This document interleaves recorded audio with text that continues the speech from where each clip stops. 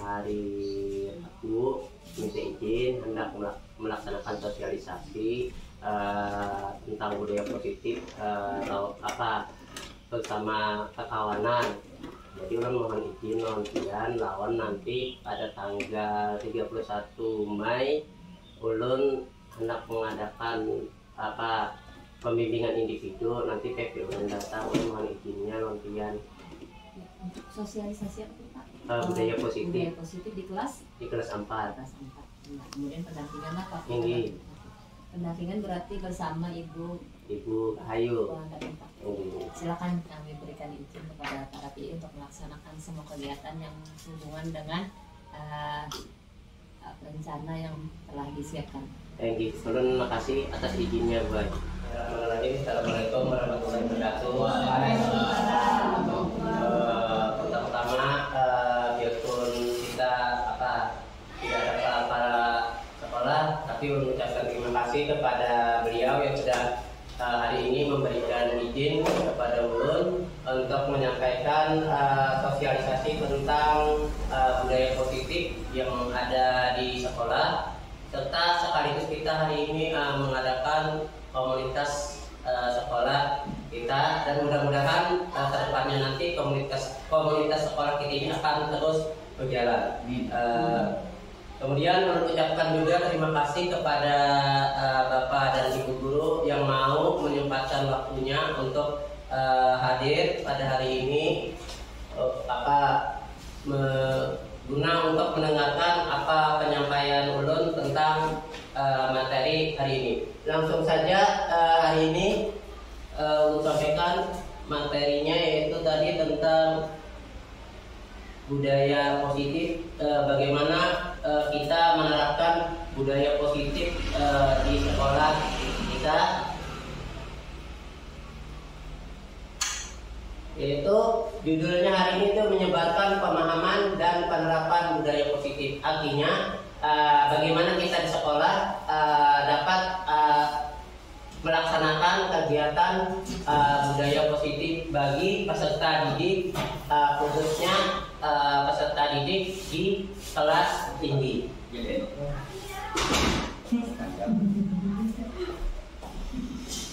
Lanjut.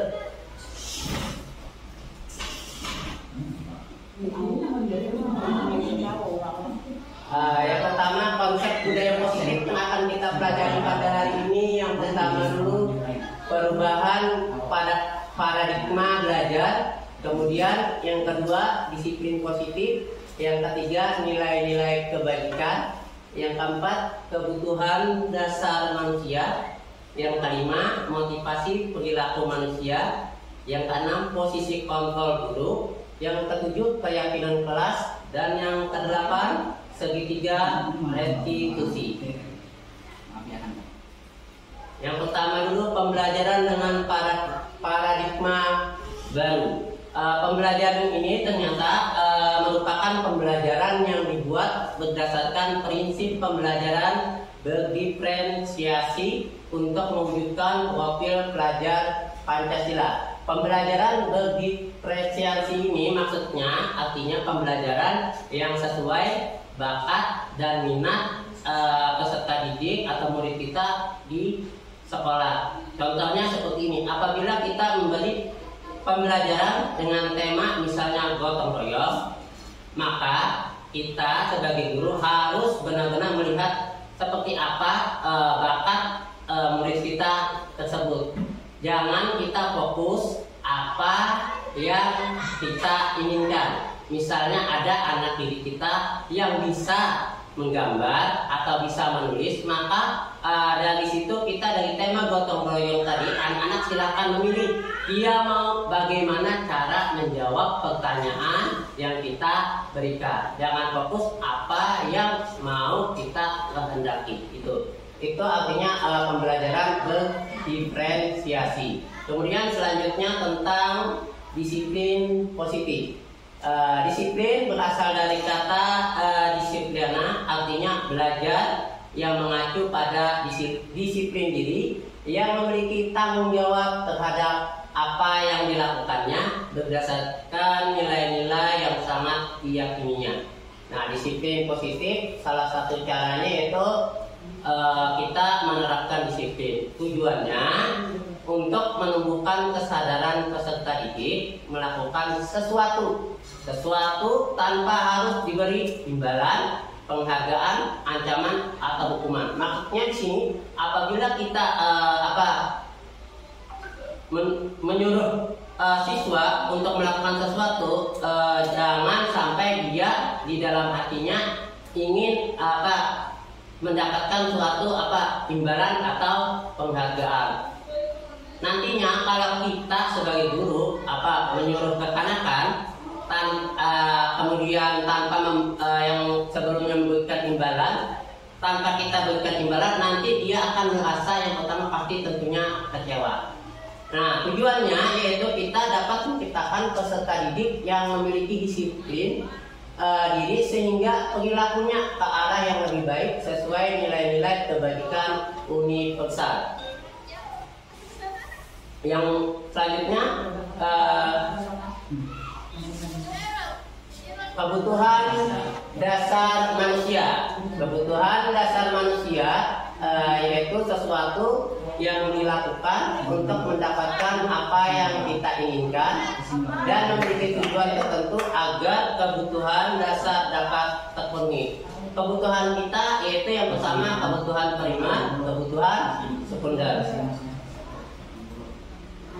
5 kebutuhan hidup manusia. Ternyata yang pertama bertahan hidup seperti makan, pakaian, tempat tinggal, keamanan dan kesehatan. Kemudian yang kedua kebutuhan kasih sayang dan rasa diterima, yaitu diterima, dipedulikan, berbagi, kerjasama dan ditolak. Kemudian yang ketiga penguasaan. Ini mencakup harga diri, keinginan untuk dianggap, kemudian memimpin, berprestasi, diakui dan didengar. Yang keempat kebebasan, mencakup mandiri, memiliki pilihan, mencoba hal baru, mampu mengendalikan arah dirinya. Dan yang kelima kesenangan, itu yaitu bermain, humor, antusiasme dan tertawa. Lanjut, motivasi perilaku manusia. Yang pertama motivasi ekstrinsik, yaitu motivasi untuk yang pertama menghindari ketidaknyamanan atau hukuman.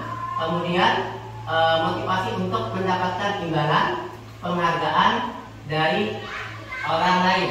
Kemudian yang selanjutnya motivasi intrinsik, yaitu untuk menjadi orang yang mereka inginkan dan menghargai diri dengan nilai-nilai yang mereka percayai.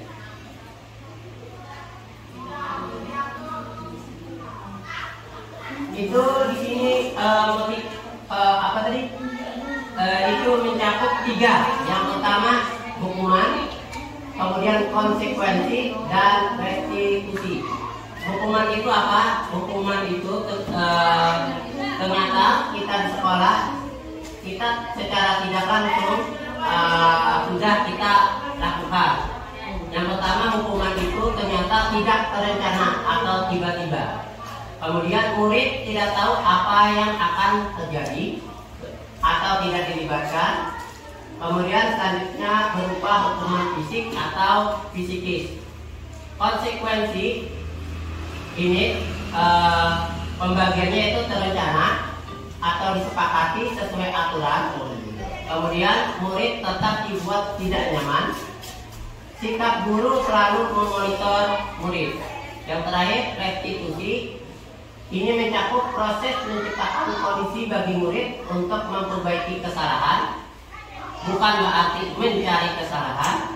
Yang ketiga, selanjutnya proses kolaboratif atau proses kerjasama antara guru dengan murid atau antara guru dengan guru atau antara guru dengan kepala sekolah untuk mengajarkan murid mencari solusi sendiri dari permasalahan yang sudah mereka lakukan. Yang kelima, posisi kontrol guru. Guru biasanya ada memiliki 5 posisi yang sering dilakukannya di sekolah atau di dalam kelas. Yang pertama, posisi guru itu yang pertama penghukum. Contoh biasanya kalau siswa melakukan kesalahan, hal utama yang biasanya di sekolah yang dilakukan oleh seorang guru adalah menghukum siswanya. Contohnya misalnya ini kasusnya siswa tidak memakai atribut lengkap saat upacara bendera. Biasanya kalau guru menghukum itu hormat pada bendera selama 1 jam. Kemudian posisi guru yang kedua yaitu membuat merasa bersalah. Nah, contohnya beberapa kali ibu atau bapak harus memberitahu kamu selalu saja mengecewakan ibu dan bapak. Nah, posisi pembuat merasa bersalah ini biasanya sampai mengecewakan peserta didik dan membekas yang dalam keperasaan dari peserta didik kita. Kemudian yang selanjutnya, guru juga ternyata posisinya bisa sebagai teman. Nah, misalnya seperti ini, ayo dong ikuti aturan sekolah, tolong bantu ibu atau bapak ya sekali ini, ya sudah tidak apa-apa, lain kali jangan sampai berbuat seperti ini lagi. Kemudian yang keempat, guru itu juga sebagai pemantau. Contohnya kamu sudah melanggar peraturan sekolah, kamu tahu konsekuensinya. Berarti murid sudah tahu apa kesalahannya dan apa akibat yang akan terjadi pada dirinya. Setelah upacara, kamu beli atributnya ke koperasi dan jangan diulangi lagi. Biasanya posisi pemantau ini berhubungan dengan posisi yang pertama yaitu penghukum. Jadi setelah memantau, guru tahu kesalahan murid, biasanya langsung menghukum muridnya. Nah, kemudian yang terakhir, posisi manajer. Inilah posisi yang terbaik bagi guru. Kenapa? Karena di posisi inilah guru akan mencari solusi dari permasalahan yang murid hadapi, bukan mencari kesalahannya. Contohnya, apakah kamu tahu kesalahanmu? Kira-kira bagaimana kamu memperbaiki kesalahanmu? Nah, posisi kontrol guru. Kita sebagai guru, apakah kita sebagai guru sudah melakukan hal-hal yang berikut ini? Yang pertama, saya kecewa sekali dengan kamu. Apakah sering kita ucapkan terhadap murid? Ya. Kemudian yang kedua, kamu tidak pernah benar melakukannya. Yang ketiga, apa rencanamu untuk menyelesaikan masalah ini? Atau mungkin sering kita katakan, ayo lakukan demi bapak ibu ya. Atau mungkin yang terakhir pernah kita ucapkan, kamu tidak pernah mendapat nilai jika tidak mengerjakan tugas. Inilah biasanya sering kita ucapkan apabila kita bertemu murid yang mengalami permasalahan. Kemudian selanjutnya tentang keyakinan kelas. Keyakinan kelas ini biasanya dilaksanakan bisa di sekolah secara umum atau di dalam kelas. Mengapa keyakinan kelas? Mengapa tidak peraturan kelas? Sering kita biasanya kalau di dalam kelas kita biasanya sepakat dengan murid peraturan kelas, apa saja peraturan di dalam kelas, apa saja peraturan yang boleh dilaksanakan dan yang tidak boleh dilakukan. Nah, bagaimana cara pembentukan keyakinan kelas? Keyakinan kelas itu yang pertama harus kita bentuk bersifat abstrak, artinya ringkas, jelas, mudah dipahami. Kemudian berupa pernyataan universal, artinya umum, dibuat dalam pernyataan yang positif, tidak yang bersifat negatif. Contohnya, misalnya di dalam kelas, biasanya kita contohnya dilarang membuang sampah sembarangan. Nah, itu bersifat negatif. Harusnya buanglah sampah pada tempatnya. Jadi kata dilarang atau jangan, nah itu harusnya dalam pembentukan keyakinan kelas itu tidak diperbolehkan. Kemudian sedikit saja agar mudah diingat. Jadi keyakinan kelas jangan terlalu banyak, misalnya keyakinan kelasnya sampai 50 atau sampai 100, jangan. Ya minimal 5, tapi dari 5 itu peserta didik kita dapat menerapkannya. Kemudian sesuai dengan kondisi kelas. Jadi ingat kondisi kelasnya bagaimana, supaya siswa tadi atau kita sebagai guru mudah menerapkannya. Kemudian keyakinan kelas ini dibentuk tidak sendiri, harus berdiskusi, harus kolaboratif, bekerja sama dengan semua warga sekolah atau dalam kelas antara guru dengan murid. Kalau di sekolah itu kepala sekolah beserta dewan guru serta petugas sekolah lainnya, agar sama-sama keyakinan kelas itu dapat dilaksanakan, tidak dilakukan secara sepihak. Yang terakhir yaitu tentang segitiga restitusi, yaitu suatu proses dialog antara guru dengan murid untuk tujuannya di sini menghasilkan murid yang mandiri dan bertanggung jawab. Tahap segitiga restitusi itu yaitu yang pertama tahap menstabilkan identitas. Berdasarkan prinsip membuat kesalahan adalah bagian dari proses pembelajaran. Jadi biasanya tahap segitiga restitusi menstabilkan identitas ini, guru biasanya apabila ada murid melakukan kesalahan, hendaknya guru itu mengucapkan yang pertama, berbuat salah itu wajar. Kemudian tidak ada manusia yang sempurna, atau ibu atau bapak juga pernah melakukan itu. Atau mungkin bisa juga ibu atau bapak tidak mau mencari siapa yang salah, tapi ibu atau bapak guru ingin mencari solusi dari permasalahan ini. Kamu berhak merasa begitu. Jadi biasanya guru apabila tadi kata ulun murid melakukan kesalahan, guru biasanya langsung mencap bahwa murid itu salah. Dari kesalahannya itu langsung diberi hukuman. Tidak melakukan prinsip menstabilkan identitas dari apa yang sudah dilakukan murid. Harusnya guru itu mencarikan solusi dari permasalahan murid tadi, atau jangan menganggap murid itu langsung salah. Kemudian tahap berikutnya yaitu tahap validasi tindakan yang salah. Berdasarkan prinsip setiap perilaku berupaya memenuhi suatu kebutuhan tertentu. Misalnya yang sering dilakukan atau diucapkan oleh guru, kamu pasti punya alasan mengapa melakukan itu. Jadi kita harus mencari tahu apa alasan dari murid tersebut dia melakukan kesalahan. Kita cari alasannya apa, kita tanyakan. Jangan langsung secara sepihak kita mengatakan bahwa memang murid itu memang salah. Kemudian yang kedua yang biasa harus diucapkan, padahal kamu bisa melakukan yang lebih buruk dari ini. Maksudnya apabila dia mungkin tadi melakukan kesalahan, akibat yang dia lakukan bisa lebih buruk lagi akibatnya yang akan terjadi, baik itu untuk dirinya sendiri maupun merugikan orang lain atau teman-temannya.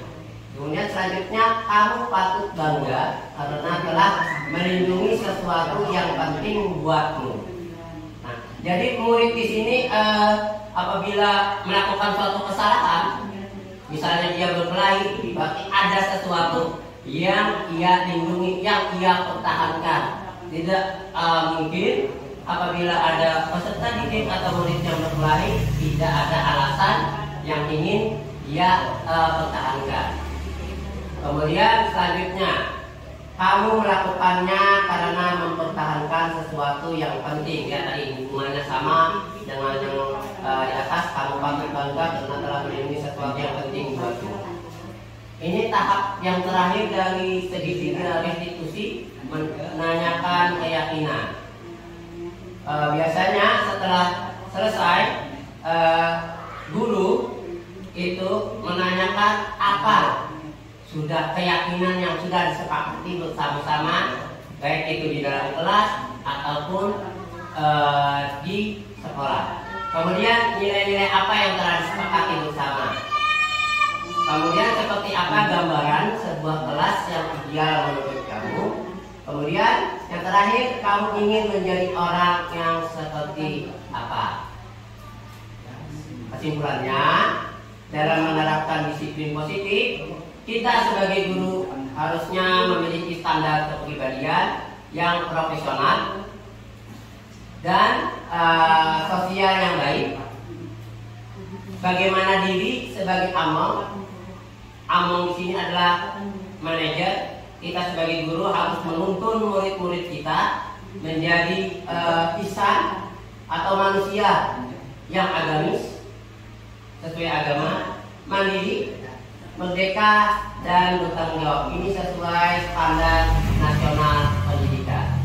Nah, mungkin itu saja yang dapat perlu sampaikan tentang sosialisasi ulun masalah budaya positif yang ada di sekolah kita. Mudah-mudahan apa yang perlu sampaikan ini bermanfaat dan dapat kita terapkan di sekolah ataupun di kelas. Jangan sekali-kali kita sebagai guru apabila ada peserta didik atau murid kita mengalami permasalahan atau melakukan kesalahan, jangan kita sebagai guru langsung mencap atau mengatakan bahwa dia memang salah. Hendaknya kita melakukan tahapan segitiga restitusi. Kita cari apa permasalahannya, kemudian kita carikan solusi dari permasalahannya itu, atau kita dengan murid tadi sama-sama mencari solusinya dari permasalahan. Kemudian kita yakinkan apa sudah keyakinan kelas yang bersama-sama kita buat dengan murid kita, agar nantinya murid kita tadi dapat menjadi murid yang mandiri serta murid yang bertanggung jawab. Nah, sekian, terima kasih. Ulun akhiri sosialisasi ini serta komunitas kita pada hari ini dengan ucapan Assalamualaikum warahmatullahi wabarakatuh. Waalaikumsalam.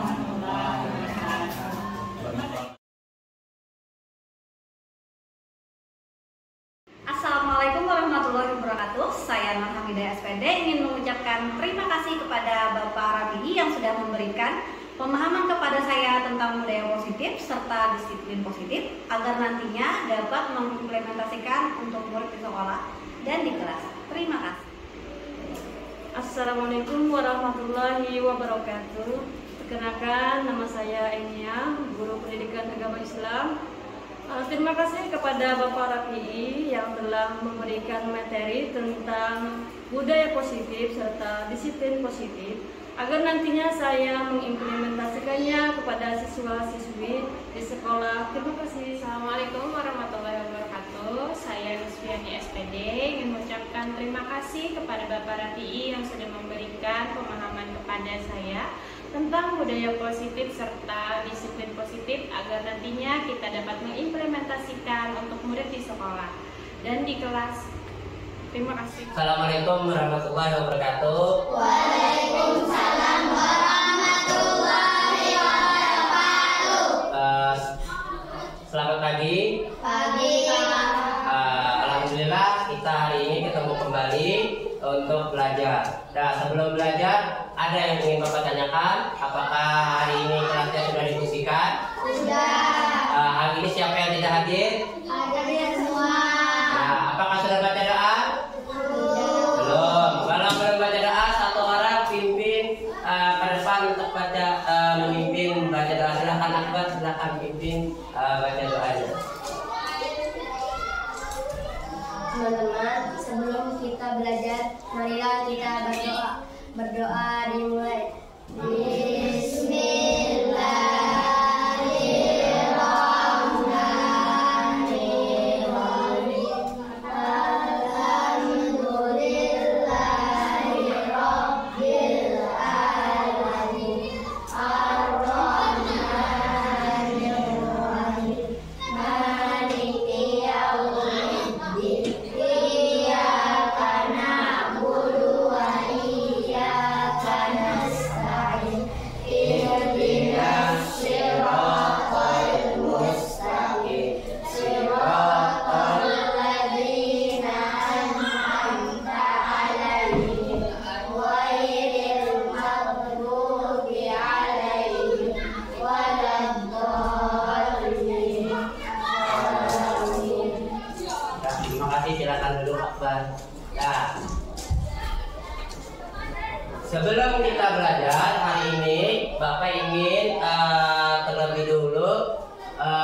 membuat keyakinan kelas bersama-sama agar pembelajaran kita pada hari ini tertib, berjalan sesuai apa yang sudah kita sepakati. Nah, untuk membuat keyakinan kelas ini nantinya keyakinan kelas akan kita buat bukan untuk hari ini saja, tapi untuk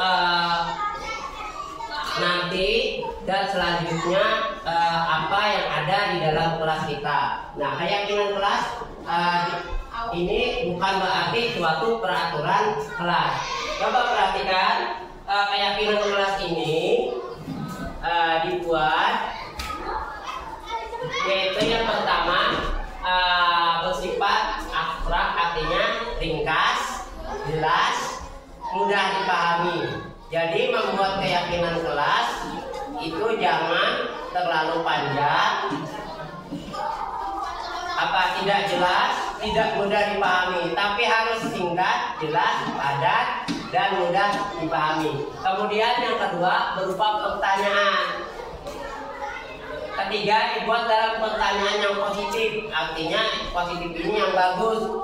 Contohnya, jangan membuang sampah sembarangan, itu salah. Yang betul itu buanglah sampah pada tempatnya. Artinya tidak atau jangan menggunakan kata tidak ataupun jangan.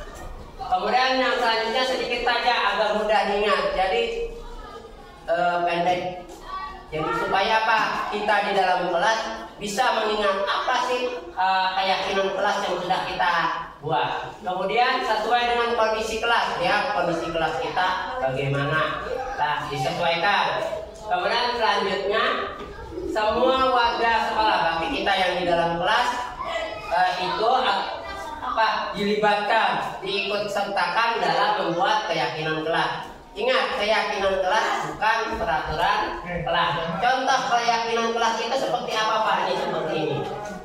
Ini contohnya yang ada di sini seperti ini. Nanti setelah selesai kalian membuat keyakinan kelas, Bapak minta tampilkan di depan di papan tulis. Membuat keyakinan kelas di sini nantinya kalian suruh bentuk kelompok. Kelompok bisa terdiri dari 3 atau 4 orang. Tapi di sini sudah ada. Ini bisa kelompok 1, kelompok 2, kelompok 3. Sepakati keyakinan kelas apa masing-masing yang ingin dibuat. Nah, sampai sini ada yang ditanyakan? Tidak ada yang ditanyakan, paham? Nah, kalau paham silahkan bentuk kelompoknya, susun bangkunya membentuk kelompok. Silakan dikerjakan.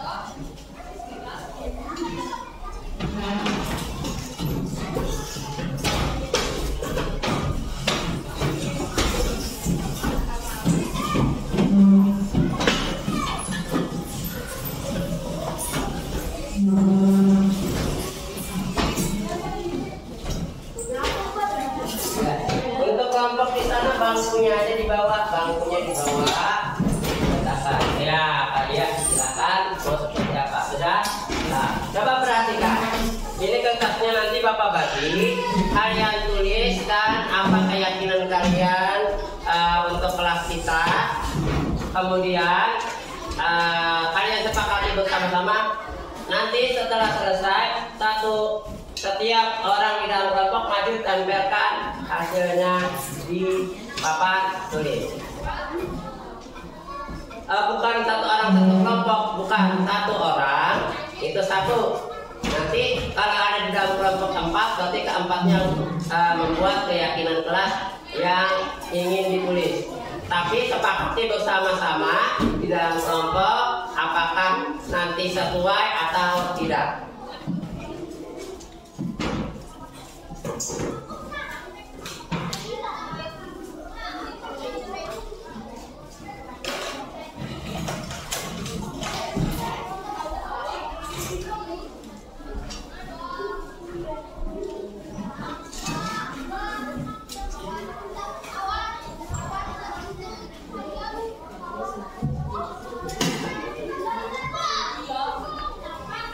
Silakan dikerjakan berkelompok.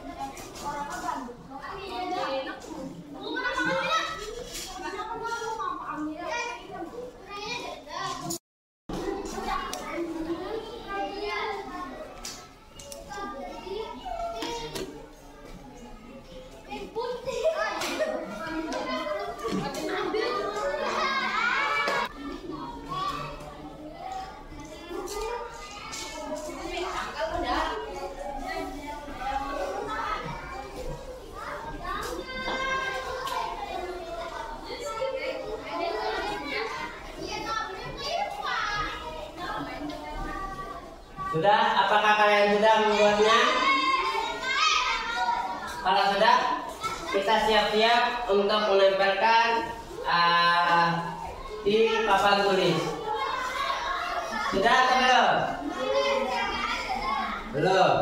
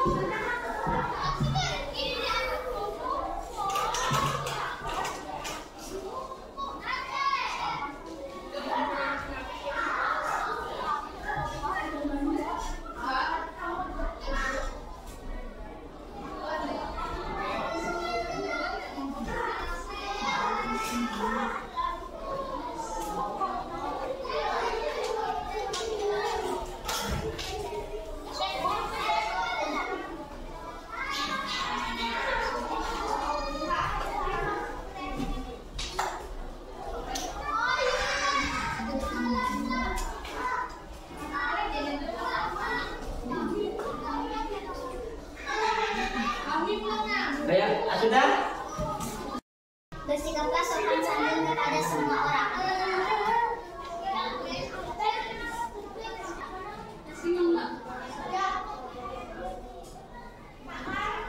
Ya, lanjut. Bulan.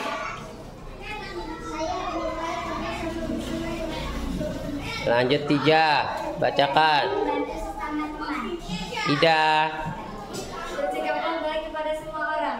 Aini. Berkatalah maaf saat kita bersama. Mimi. Sayanganlah peraturan kelas atau sekolah. Dewi. Angkatlah tanganmu saat ingin bertanya kepada gurumu. Akbar. Selalu bersikap baik. Halik.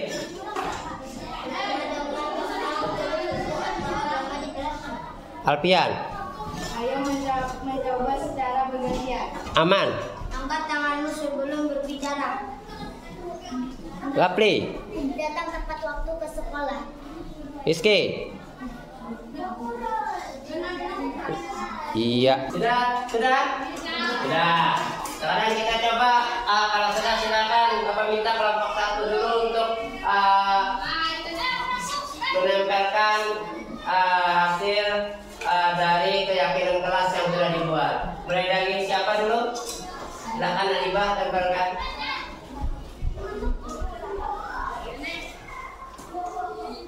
Ya. Lanjut. Lagi siapa? Tiga silakan.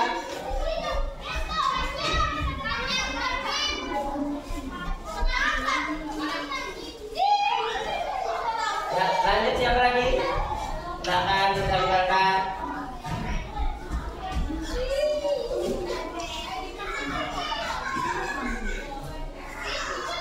Nah, ya lagi terus.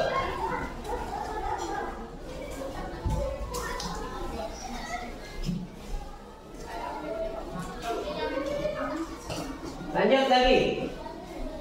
Tempelkan. Siapa lagi? Kelompok 2.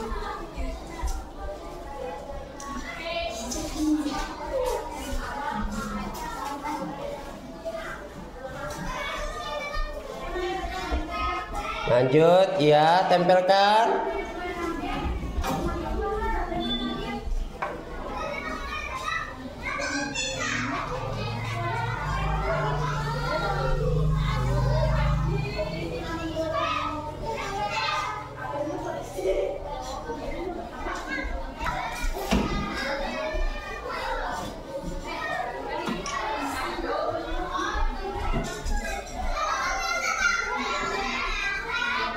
Ya, lanjut terus, tempelkan.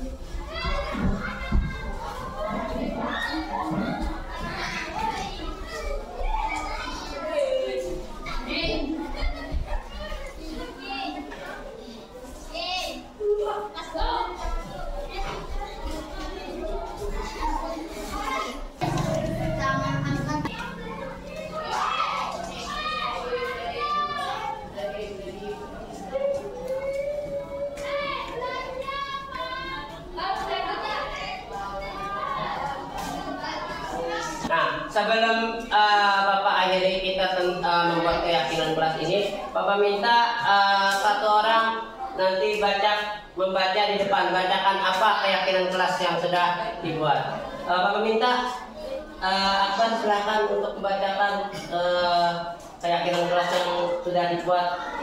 Silakan maju ke depan, bacakan. 1. Bersikaplah sopan santun. Ada sana Akbar. Sana. Ya, bacakan di situ sambil dilihat. 1. Bersikaplah sopan santun kepada semua orang. 2. Saya suka membantu sesama teman. Saya suka membantu sesama teman. Saya menyukai kerja sama bersama teman. Bola sampah pada tempatnya. Bersikaplah baik kepada semua orang. Berkatalah maaf saat kita bersalah. Angkatlah tanganmu saat ingin bertanya kepada guru. Saya menaati peraturan kelas atau atas sekolah. Selalu bersikap baik. Ayo mencoba secara bergantian. Selalu bersikap baik. Angkat tanganmu sebelum berbicara. Berteman dengan teman berbeda suku atau agama di kelasmu. Datang tepat waktu ke sekolah. Iya, terima kasih. Silakan untuk kembali. Nah, sekarang apakah kalian sudah setuju kesepakatan kelas yang kita buat ini? Setuju atau tidak? Setuju. Nah, kalau sudah setuju, nah mungkin sampai sini saja kita membuat keyakinan